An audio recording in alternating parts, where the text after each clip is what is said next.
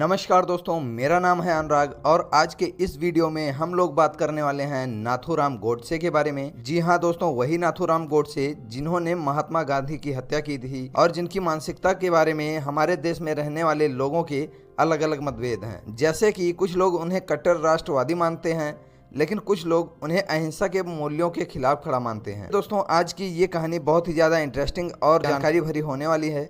चलिए इस कहानी को स्टार्ट करते हैं, लेकिन उसके पहले अगर आप हमारे चैनल पर नए हो तो सबसे पहले चैनल को सब्सक्राइब करके वीडियो को लाइक और शेयर भी कर दीजिएगा, ताकि आने वाली हर एक नई वीडियो आपको सबसे पहले मिलती रहे और आप इसी तरीके से जानकारी हासिल करते रहें। तो चलिए दोस्तों शुरू करते हैं सबसे पहले नाथूराम गोडसे के जन्म से। आपको बता दें, नाथूराम गोडसे का जन्म महाराष्ट्र के पुणे के पास बड़गांव में 19 मई 1910 को हुआ था। अगर बात करें इनके पूरे नाम की तो इनका पूरा नाम नाथूराम विनायक गोडसे था। जैसा कि आप लोग जानते ही हैं कि पुराने जमाने में इंसान के नाम के पीछे पिता का नाम लगाया जाता था उसकी पहचान के लिए, इसीलिए इनका नाम तो नाथूराम गोडसे था, लेकिन इनके पिता का नाम विनायक गोडसे होने की वजह से इन्हें अपना पूरा नाम नाथूराम विनायक गोडसे लिखना पड़ता था। आपको बता दें, इनके पिता एक पोस्टल कर्मचारी थे। पोस्टल कर्मचारी का मतलब होता है कि डाक कर्मचारी, जो कि विभिन्न प्रकार के चिट्ठियों को प्राप्त करता है और उनको गाँव गाँव में और पोस्ट के जरिए हर जगह पर पहुंचाता है। और इनकी माता का नाम लक्ष्मीबाई गोडसे था, जो कि एक गृहिणी ही थी। आगे बात कर लेते हैं कि आखिर नाथूराम गोडसे का ऐसा अजीब नाम कैसे पड़ा,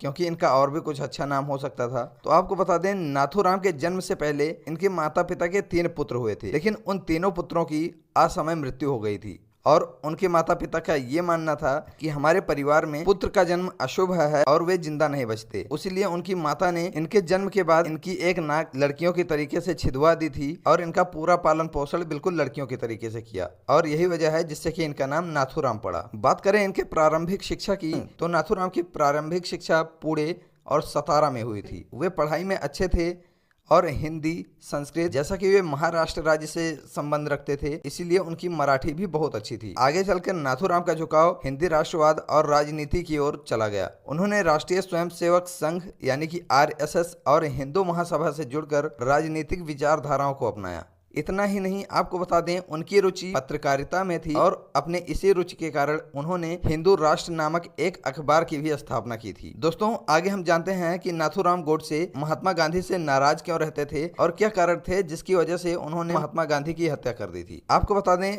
वर्ष 1947 में जब भारत का विभाजन हुआ था, तब नाथूराम मानते थे कि गांधी जी की नीतियों के कारण भारत का विभाजन हुआ और पाकिस्तान बना। आपको बता दें, महात्मा गांधी के अंदर ये विचारधारा थी कि वे हिंदू और मुस्लिमों को एक तरीके से देखते थे और दोनों को भाई मानते थे, और उनका ये कहना था मुस्लिम भी हिंदू की तरीके से हमारे भाई हैं और अगर वे चाहें तो भारत में रह सकते हैं और न चाहें तो वे पाकिस्तान नाम का एक अलग देश बना सकते हैं और वहां पर जाके रह सकते हैं। और यही बात नाथूराम गोडसे को बहुत ज्यादा खल रही थी, जो कि भारत के विभाजन का एक कारण बना। और नाथूराम गोडसे उनकी इस बात से भी आहत थे कि गांधी जी ने ही विभाजन को स्वीकार किया था। बात करें दूसरे तथ्य की तो नाथूराम का मानना था कि गांधी जी केवल मुस्लिमों का पक्ष लेते थे और हिंदुओं के हितों की अनदेखी करते थे। आपको बता दें, गांधी जी ने पाकिस्तान को 55 करोड़ रुपए देने का समर्थन भी किया था, जो बात नाथूराम गोडसे को बहुत ज्यादा खली थी। बात करें नाथूराम गोडसे के विचारधारा की तो ये हिंदू महासभा और RSS से प्रभावित थे। नाथूराम हिंदू राष्ट्र की परिकल्पना में विश्वास रखते थे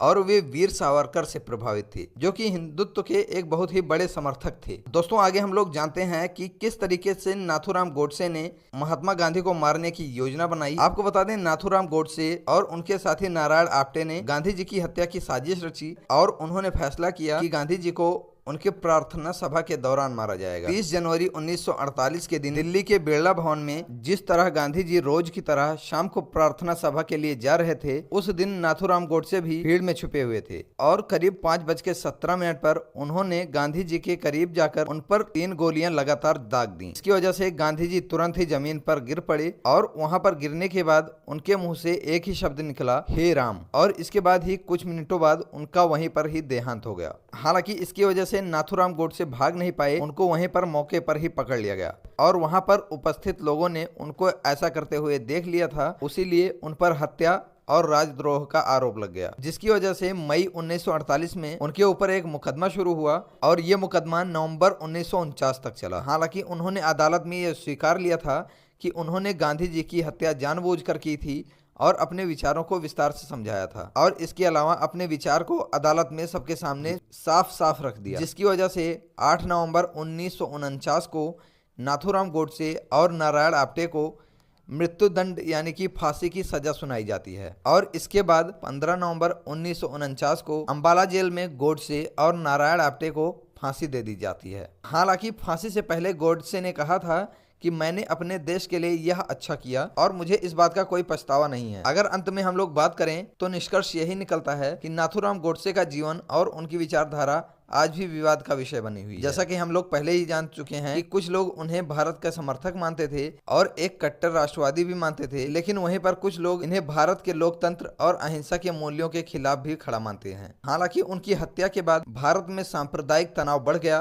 और इस घटना का भारतीय राजनीति पर गहरा प्रभाव पड़ा। अंततः उनकी सोच और विचारधारा को भारत ने अस्वीकार कर दिया और गांधी जी को राष्ट्रपिता का दर्जा मिला। दोस्तों, ये थी मेरे द्वारा नाथूराम गोडसे के बारे में एक छोटी सी जानकारी। ये जानकारी आपको कैसी लगी हमें कमेंट बॉक्स में जरूर बताइएगा, और ये भी जरूर बताइएगा कि आप नाथूराम गोडसे को किस नजरिए से देखते हैं, एक कट्टर राष्ट्रवादी के रूप में या फिर अहिंसा के मूल्यों के खिलाफ। ये चीज हमें आप कमेंट बॉक्स में जरूर बताइएगा, और ऐसे ही और जानकारी के लिए हमारे चैनल को सब्सक्राइब करके वीडियो को लाइक भी कर दीजिएगा, और इसके साथ ही साथ इस वीडियो को अपने दोस्तों के साथ और साथियों के साथ शेयर कीजिएगा ताकि वे भी इस जानकारी को प्राप्त कर सकें और मुझे ऐसी ही और वीडियो बनाने के लिए मोटिवेशन मिलता रहे। दोस्तों, मैं आपसे मिलता हूं एक और ही जानकारी भरी कहानी के साथ।